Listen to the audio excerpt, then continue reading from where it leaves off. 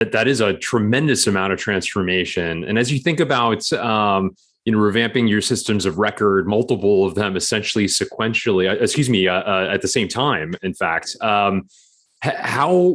what were some of the keys to success? You mentioned it was a rough summer. I'm sure there were some times when it felt like it was two steps forward and one step back. But I'm curious, from a change management perspective or communications perspective, or engaging the broader leadership. What were some of the keys to make sure that even as you were you were in the throes of some of the more trying aspects of this change, that you kept people focused on the end goal and the rationale for the change itself? Well, I think it's important if you step back to where we were, everybody knew, not just from an IT, we had made it clear that we couldn't continue to do what we wanted on the platforms we had. So there was no lack of desire from my business colleagues to make the move. In fact, we had an all executive meeting late in 2018, and we had a couple of line execs stand up and say, we need to get to a standard ERP. So, we had built that understanding right at the beginning, even before it launched, that that's what we were going to do. If SAP could do it, we were going to do it that way. So I think that's number one. Moving everybody into a cross-functional team, as opposed to assigning people and they're still in their day jobs.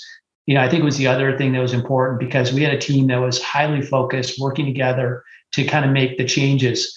If we didn't have them cross-functionally, I think we probably wouldn't have been as successful, because the finance team might have looked at, I want to do it this way. Supply chain, I want to do it this way. But bringing them all together, having them work for one leader, I think was really helpful.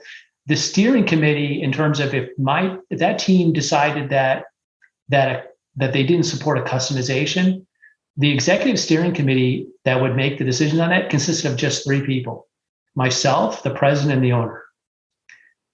As a result, nothing came to us for that. I think people decided, hey, we're going to work it out.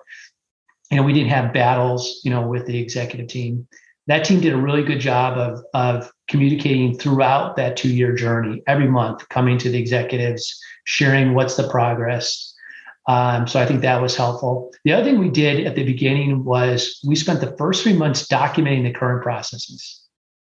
Rather than just jumping into the 2B, we documented all the current processes. So it made it really easy to always take it back to, this is the way you're doing it now, this is the way you're doing it in the future.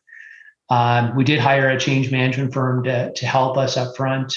But I think, listen, anybody who's done an ERP migration knows that it doesn't matter what you do, they're unbelievably challenging.